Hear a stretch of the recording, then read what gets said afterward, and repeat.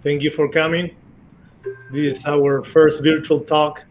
We usually do this format, but in person before the auctions, and we had speakers that we invite every year.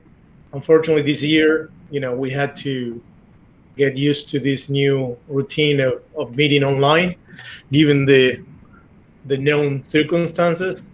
But that won't stop us from meeting with our clients and collectors and researchers and sharing all the information that we always do before the auctions that happen to be tomorrow. So as usual, we're having our talks, and this time we were lucky to get three fine talks that we will be sharing this afternoon. Every speaker will speak for 30 to 45 minutes. If you want to ask any questions, you're welcome to put your questions in the general chat to your right where you can type it. And then at the end, I will read them. I had a few questions already for each of the speakers. That's why I also will tell you to wait for them to answer them. Maybe they will answer the same question. The three speakers are Clyde Kuntz from Florida. He's actually the scuba diver and finder of the 1713 Royal 8 Escudos that we're lucky to have for sale in tomorrow's auction. And he's been a diver, and he had been in Florida doing all kinds of operations and working, the fleet sites especially. And he will tell you a little bit about his work and his experience, particularly finding this beautiful coin that we have, a 1713 8 Escudos Royal.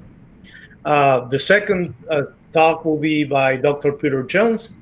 As you know, we are selling his collection tomorrow, and he's been a long-time collector, and he will tell you the journey of being a collector and putting together the collection, specifically of early American coins that he put, that we have a lot to offer it. And last, it will be Conor Faulk. Conor is a professional numismatist. He worked for us, and he is especially inclined to the topics of U.S. coins and paper money, and obviously coins in general, but he really likes paper money and he likes shipwrecks. So he put this talk that is very special, and we're looking forward to listen to it. That is Unlikely Survivors, Shipwreck Paper Money. Okay, so he will be giving a talk in the third position this afternoon. I asked everybody to have their microphones muted, and we're going to start right now. It's going to be recorded. And okay, Clyde, whenever you're ready.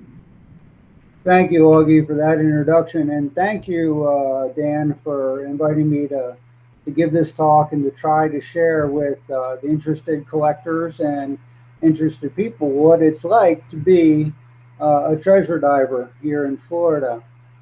My name is Clyde Kuntz, and I started treasure diving for Mel Fisher in 1995 down in Key West, Florida, working on the 1622 fleet. That, of course, is Nuestra Senora de Atocha and the Santa Margarita. And that was quite an education. Down there, I worked on motor vessels Dauntless and motor vessel Magruder under Kane Fisher, and then later Gary Randolph. And learning to be a treasure diver is very much an on-the-job training sort of thing. You show up certified and ready to learn.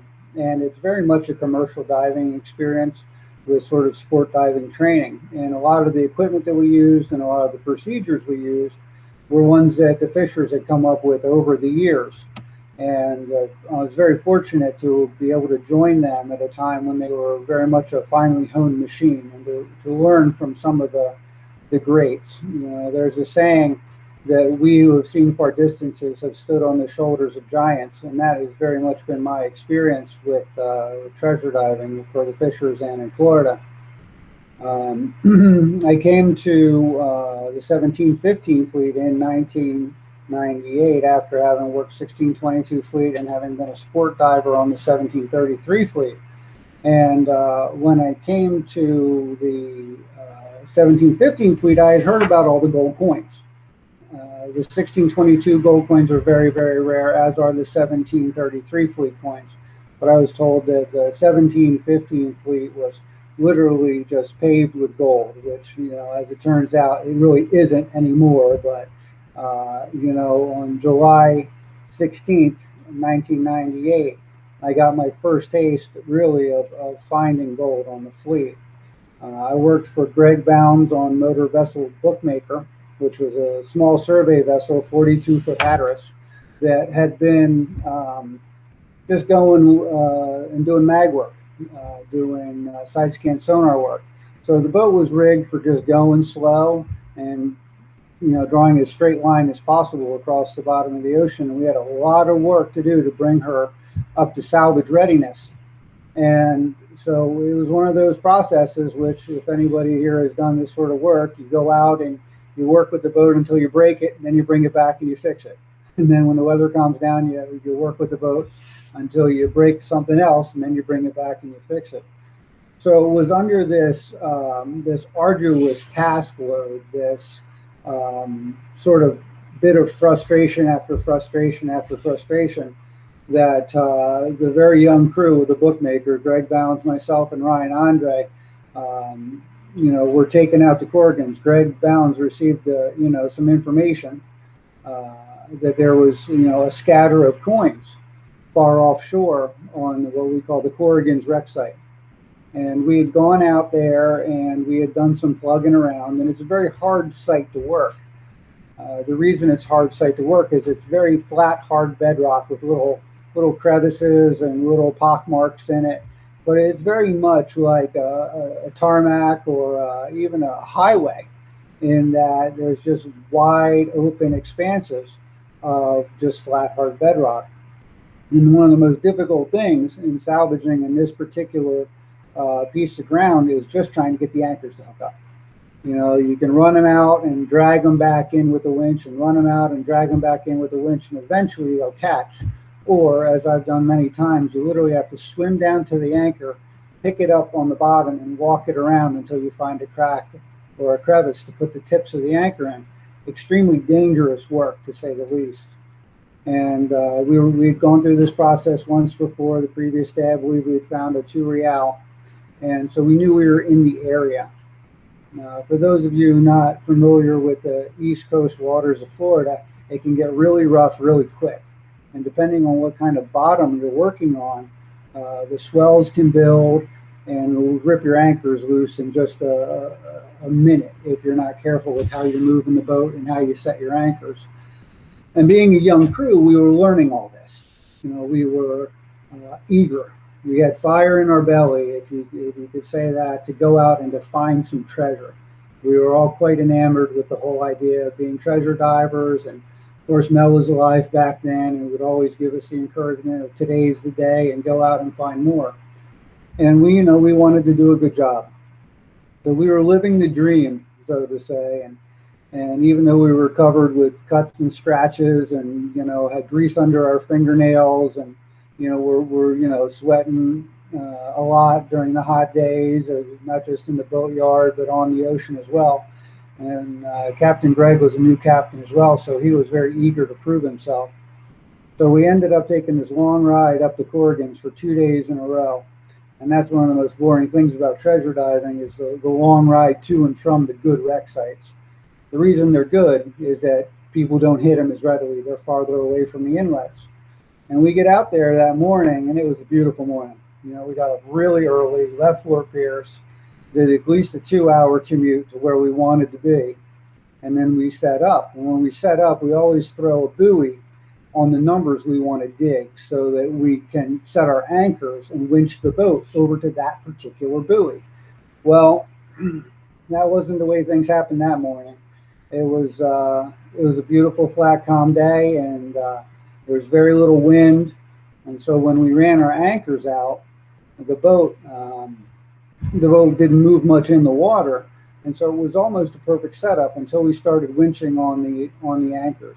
We started winching on the anchors. They were dragging left and right and port and starboard, and we couldn't get the bow to hook up. And it was a very frustrating experience until one of the anchors finally caught. And when it caught with a jar because a little bit of current had picked up and a little bit of wind. And Captain Greg decided we were just going to dig where we were hooked up. And we were off the buoy, but not that far. We could still see it at least. And so we were sort of in the neighborhood of where we had previously found some coins, or I found one coin. And, I was the first diver that day. We went down and made ready for salvage. And we had to dig very gently in this area because the harder you dig, the more pressure is put on the anchor lines, the easier you could pop an anchor and have to redo the whole setup again. And there was very little sand, very little rocks. And it was one of those areas where you didn't really need to dig, but digging is very important because it keeps you in a very specific area for archaeology and for further mapping of the shipwreck site. We were methodically plowing along, just moving 20 feet at a time and redigging. And on the third hole that day, I found my first coin. And it was the 1698 Escudo Royal, which the state of Florida was very happy to receive in division and insisted upon it, actually. And we were very happy, we were elated. And then 2 holes later, we started to see some sand and some rocks, and the metal detector let out a scream as I was searching the bottom, and there was another royal, just absolutely beautiful, deep, dark, rich gold, butter yellow gold, just like the first one. And we brought it up, and I gave it to the captain, and he said something to me I'll never forget. He looked me right in the eyes, and he said, "Get out of the water." And the reason he wanted in is that he was sure there was more gold in the area, and he was right. As a matter of fact, the coin I'm wearing around my neck right now, that came from an area we call the Royal Trail. It's not a royal, it's round, but it's not nearly as valuable as a royal. It means a lot to me because I found it, and some friends helped me get it. But this 1713, I knew as soon as I held it in my hand that it was a special coin. There was no doubt about it. We joke in the diving industry that everything is 25% bigger underwater. And I knew what a regular 8 Escudo looked like, but this was absolutely huge in my hand. And I just sat there on the bottom, and I took a deep breath, and I flipped it over, and I looked at both sides of it, and I said a little prayer of thanks, and I went up and I gave it to the captain. And as I said, he kicked me out of the water, and I was pretty much shot. 2 royals in one day is a lot to process mentally, and we were just ecstatic. We were just jumping for joy. And he got in, and I worked the deck, and we dug about 60 more holes that day until Greg found the 1714 8 Escudo. I believe Augie has a little collage he can put up with the 3 coins we found that day. Yeah, I'll say. Okay. You can keep talking. I'll put it. And that was our day's haul. By the end of that day, we were so excited, so exhausted. We literally stayed out on that site from dawn till dusk, and till we were almost out of fuel. And we slowly made the trip back to Fort Pierce. And one of the reasons these coins were so special is not just what they are.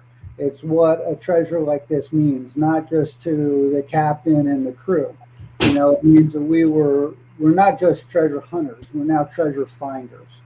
And when I was on the bottom of the ocean and I picked up first the 1698 and then the 1713, I knew that this wasn't a fluke. This was really something special, that Providence had decided to shine on us and for some reason deliver these things to us so that they could be preserved for future generations, and so that people could enjoy them, people could own them, people could hold in their hand the same thing that I held in my hand, a real part of history. In that collage of pictures, you'll see Captain Greg on the cell phone. Captain Greg is on an old flip phone back from, of course, 98, and he's talking to Mel Fisher. And he's telling a then ailing Mel Fisher, who was tired, he was worn out, he was still always the today's the day guy, and he was always very encouraging in the bottom left of the collage. that's Captain Greg telling Mel Fisher that we found royal gold coins. And Mel was so happy. I think he had some lawyers in his office, and he kicked them out, and he said, "I'm going to the tree bar." And he grabbed his 8 foot of gold chain, and he went out, and he told stories about us on the Wall Street, And that's one of the great things about treasure hunting is even if you've done it, even if you've held treasure in your hand, there's a fascination about it. There's something about it that just grabs me and holds me and makes me, think of, the possibilities of what the future might hold. There was, for the 1715 fleet anniversary, I was kind of put on the spot and asked to give a little impromptu talk in front of John Brandon and some other heavy hitters in our business. And they asked me what the real, not the essence of treasure hunting, but the real excitement about treasure hunting is. And the excitement about it is you never know what you're going to find. We have this research. We've talked to the people who went before us. We've studied the charts. We've done the conversion from sextant bearing to DGPS. We've done a lot of hard work in the boatyard. And finally, the day comes when the winds blow from the west and you've got everything you need. Treasure hunting is one of those things that's a very weather-dependent business. And it's not just whether the weather is good, it's whether you have the investor money, whether you can find the crew, whether the metal detectors are working, whether the boat is working. It's one of those things where a lot of stuff has to come together for a really successful operation. And that comes from sweat, hard work, blood, and determination. It's not something that just happens. One year I did a survey. I counted all my hours. It was a time and motion study. And for every hour I got to spend on the bottom of the ocean, there was 8 hours, a whole day of boatyard, of map making, of conservation, of mechanics. And the thing that got me is the anticipation. You put in all this hard work, and finally, as I said, the weather is cooperating, the wind is blowing from the west, the oceans have a light roll to them, almost like Lake Atlantic. And as the dawn breaks, we're going out the inlet with the feel of warm diesel engines rumbling under our feet, knowing that yes, today could be the day that we can find the treasure.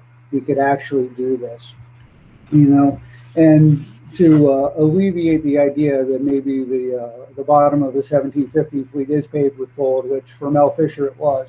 I brought some artifacts here. We have this is actually a prized artifact. This is a musket ball, and the reason the musket balls are so prized is because they're lead, and lead doesn't really deteriorate. It doesn't corrode. This one's got a mold mark on it.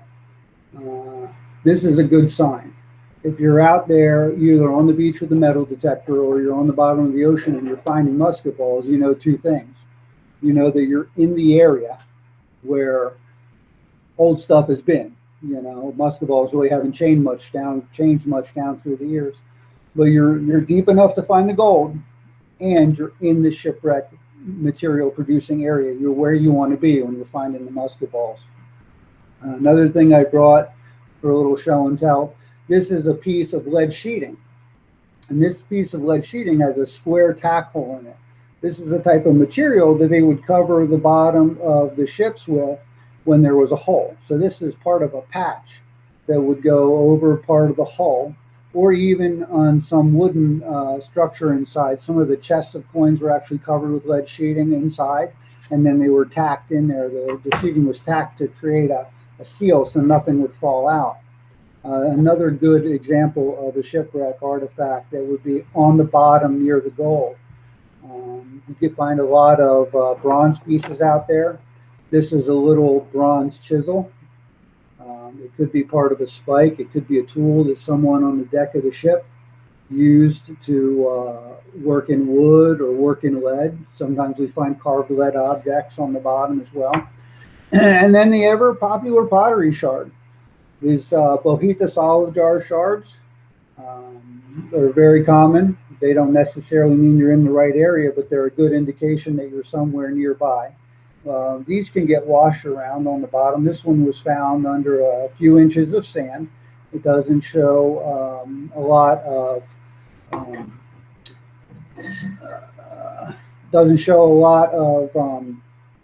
indication that it was on the surface, since it's covered and it was covered in sand. It didn't get the kind of growth that you see on this one. Here we have little worm growth. Here we have barnacles. This is a bigger olive jar shard that was actually found right on the surface. This again was also found on corrigans. But you can see how stuff has grown on this. And that's an indication that while you're in the area, this shard has been on top of the sand and has been washed around from place to place. And you know, that's just a basic overview of the excitement and my experience with treasure diving. And one of the great treasures that I have found personally throughout the more than 10 years that I dove with Mel Fisher and dove for other subcontractors and for myself was the people. You know, there's people like yourselves who've logged in to listen to, you know, myself and Peter and the other gentlemen speak that are interested in history and interested in things bigger than themselves, which is wonderful. You know, Dan has made a lifetime career out of dealing with the Spanish numismatics, and meeting him has been a great pleasure always. I look forward to seeing him at shows and talking to him on occasion. Augie is just absolutely top notch. I've heard nothing but great things about Augie down through the years, and his ability to, you know, bring people together and to make things happen. You know, the captains that I've worked for and the people that are interested in getting out there and living the dream, the investors, even the people in the boatyard. I can't tell you how many times we were in a pinch and the boat was broke once more. You know, another time the boat is broke, the weather's calm, and the fiberglass guys, the mechanics, the welders would take treasure and trade to fix these boats just to get us back out there and get us finding treasure. You know, and even years after I've seen some of them, they call me up and go, "Hey man, are you finding anything? Are you still out there?" Because the treasure industry does something for people. It gives them that ability, not just to touch history, but to live in a world where things are still possible. You know, these days with COVID and the restrictions and everybody's got to wear a mask and you can't go out and do anything, now more than ever, it's important to remember that not only were the days of the past magical, but the days of the future even more so. One of the jobs that I had working for the Fishers was to do the grunt work of data entry. And what I was doing was I was entering the empty holes. And finally, in 2003, we had a complete picture of the whole 1715 fleet.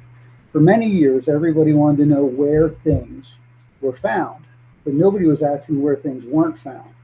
And after diving for several years in empty hole after empty hole after empty hole, I became very interested in where treasure wasn't found. And Taffy was kind enough to keep me on, you know, at minimum wage throughout a couple of winters. And with the help of, you know, Greg Bounds and Bill Moore and many other famous names in treasure, we finally, after decades, completed a complete picture of the 1715 fleet. So now we know not just where to dig, but where not to dig. And that saves a lot of time, effort, and frustration. And, you know, that's about it for my little talk on the fleet and the salvage and the 1713 Royal. And, you know, it's a funny thing when you go out and you do this kind of work and you risk your life to find these treasures. And then finally it all comes together. That little magic moment never leaves you. And it's been my privilege to have more than one of those. And thank you guys for listening. And I hope Augie's going to have some questions for me. And I'm glad that everybody's here, and I'm glad that everybody's still interested in this stuff. Because it really is, there's something to it. There's something to treasure that just holds people's hearts and minds.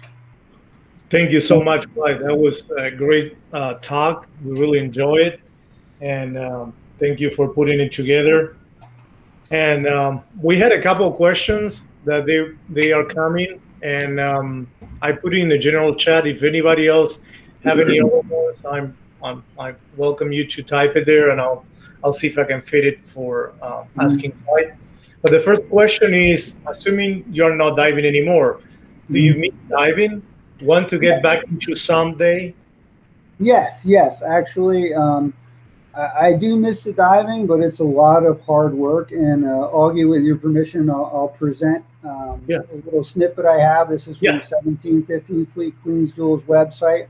It's a video of me recovering a Lima Ada Scudo, and this is what it looks like. This is what the shipwrecks look like and what diving treasure looks like. Remember, this is when it all comes together and everything finally works out. Okay. Are you sharing the screen? Yeah. Can everybody see that? No, it's not presenting. Let me see. Not presenting. An error has occurred with screen sharing. Let me see if I can find it. I can share myself. Okay.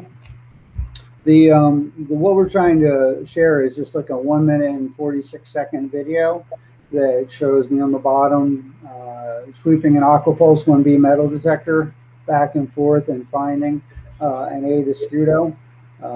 There's audio in it, which a lot of people don't think you can hear stuff underwater, but you really can. It's really a lot of fun. And again, remember, it's also a lot of hard work. Can you put the link? Sorry, can you put the link in the general chat so I can copy it? And because there are several videos. Several media? Okay. You know, next to the icons with the little persons there, there's a 3-line general chat. Yeah, I see that. Can you paste the link, and I'll share it. Share. I think I got it here, Augie. Does anybody? Okay, try it again. That's working. That's working. Okay.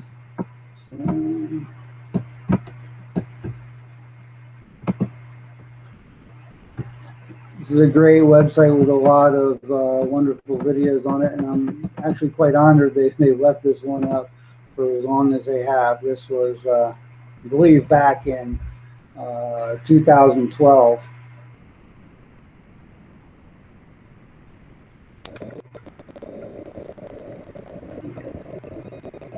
All right, does everybody see that one? Yeah. You want me to enlarge it? Sure.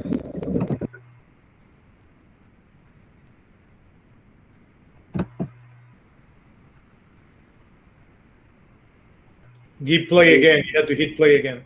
Okay, we're doing that right now. This is actually on Corrigan's. I was diving off of Brent Brisbane's boat, the Capitana. And it's an area that had produced some shipwreck artifacts, small silver buckle, some small silver coins, of course, the ever popular musket balls and pottery shard.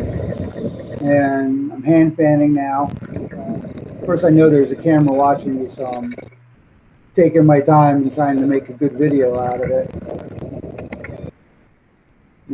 And frequently check the hole with the metal detector because there's a lot of lightweight material, pieces of aluminum, pieces of copper that can be easily hand fanned out of these cracks and crevices. Most of what we find usually is trash, modern trash, and there we go.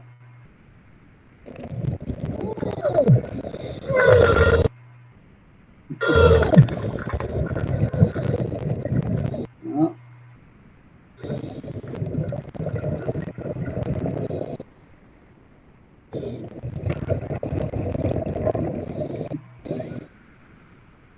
a much skinnier, younger me.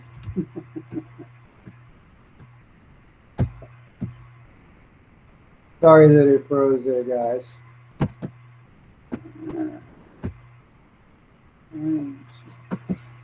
Stop presenting.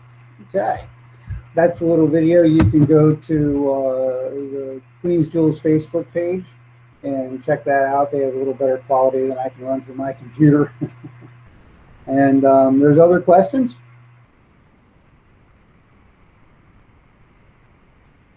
You're on mute, Augie. Sorry. The other question that we have is, do you think there is a lot more to be found on corrigans? Yes, yeah. I believe that we just barely scratched the surface on corrigans. If we go with the ancient charts, the old charts, and we go with a lot of the more popular research, there's an area on corrigans that supposedly has a tremendous amount of sand. And the only time I've seen a lot of sand on corrigans has been off what we call the third reef. It's really not a reef as you would think of like a coral reef, but they're large shelves of coquina bedrock. And where we found the Royal Trail was very near the edge of that reef, third reef, where it goes from 12 feet down to 25 feet. And in that area, there's areas in that off the reef area east of those coquina shelves. There's a lot of sand and a lot of deep sand. And diving in deep water has its own set of dangers. Most of the diving I've done has either been 60-foot atochum sort of stuff, or very shallow 20-foot or less. Things happen in deep water, things that make us realize exactly how precious and how short life is. It's been my privilege to know a few people who tried this as a way of life and didn't make it. And it's always very sad, and they're always very young, and there are no answers. It's very hard. You know, we love to pay dollars and cents for realities and escudos because the people who found them sometimes paid with their lives or with blood. And so, you know, the value of treasure isn't just in what it costs, dollars and cents wise. There's a side to it that fascinates people and entrances people. And I never mind spending dollars for 8 reals or 4 reals or buying a mounted treasure coin, because I know exactly what I'm paying for it when I buy it at the store or I buy it at auction. What you don't know is who paid what for it before it got to you. And you know, I hope that treasure diving goes on forever, and I hope that, you know, the state of Florida and the other states and UNESCO keep their grubby mitts off of our treasure, and that we keep being able to go out and get this material and bring it in. I think it would be a great loss to not just us personally, but the nation as a whole, if that adventure was to be taken from us, which it could be under certain administrations and certain treaties, which we've so far been able to successfully fight. But this is finite material, and it won't come up forever, probably more due to legislation than anything else. So, you know, as far as treasure goes, if you want some, get it while you can, because it's not always going to be there for us. You know, I go out and I walk the beach with a metal detector, and I am tickled pink to find a musket ball or a pottery shard or even a half real. You know, I know how blessed I was to find this material and to find it in such quantity. You know, is there any other questions, Augie? Yeah. After seeing and making finds on the reefs, do you think a portion of the wreck corrigans could be under the beach? It absolutely is. Yeah, there's no doubt about it at all. There's been lots of gold and silver found on corrigans. The gentleman for whom the wreck is named after was said to have had cigar boxes filled with escudos, 8 escudos, 4 escudos, 1 escudos. I personally know people who have found magnificent coins on the beach, all stretched all through Johns Island, and even almost all the way up to Wabasso Beach. Now, they're few and far between, and these people who have found them have spent their time on the beach, spent thousands on metal detectors, and worked that beach hard. This isn't, these aren't coins that just flop into your flip-flops as you're walking up and down the beach. The 300th anniversary find of all those gold coins that we all read about, $4.5 million worth of gold coins and all those royals.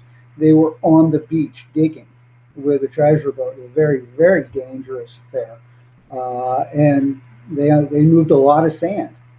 So yeah, there's treasure under the dunes. There's treasure under A1A. There's treasure under those houses that people built on the beach. There's treasure all over Coordinates. The last question that I have, they just made it during the talk. Probably is a little generic, and you just expand it as much as you want or can. But how does someone get a lease so they can dive a wreck? Well, the state of Florida issues the leases, and there's a process that they will tell you the requirements of. If you go to the state of Florida and you tell them, I just want this area and I just want to lease it because I want to dive it, you don't need a lease to dive, but you do need a lease to salvage. And they want evidence that they're just not going through the process for nothing. State of Florida is interested in what you find out there, and they want an ethical salver who's trustworthy and who's competent. As I alluded to earlier, it's a very, very dangerous business, and not everybody comes out intact or alive. So the state of Florida, being very aware of that, wants competent salvers, not just people who are going to dive off the beach with a metal detector and not document what they find, not turn it in. They don't want people that are going to ruin it for the rest of us, basically.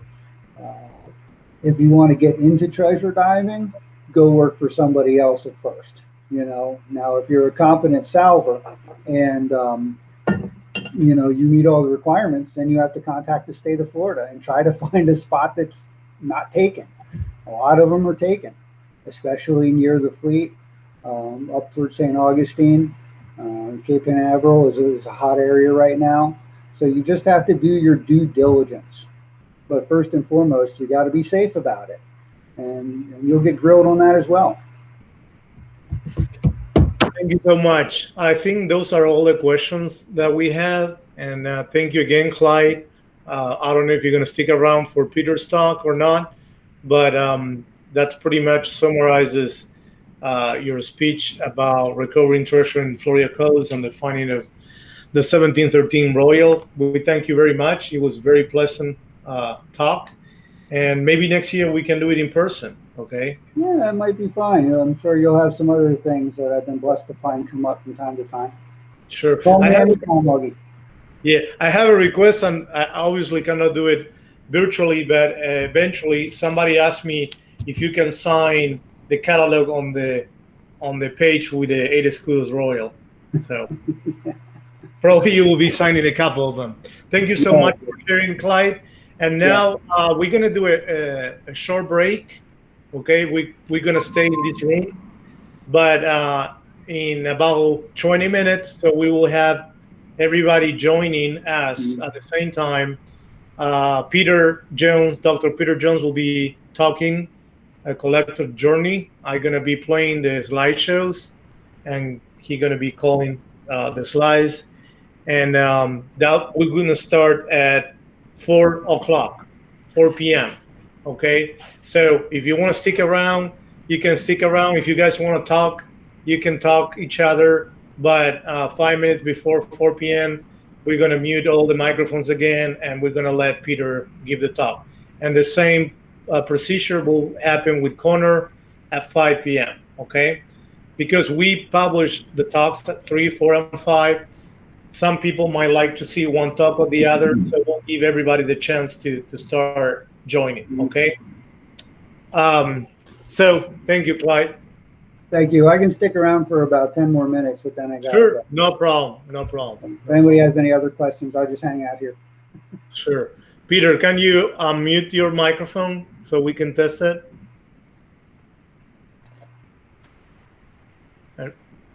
Am I audible now? Yeah. Can you hear me? Good. Yeah, I can hear you. Can I ask Clyde a question? Okay, go ahead.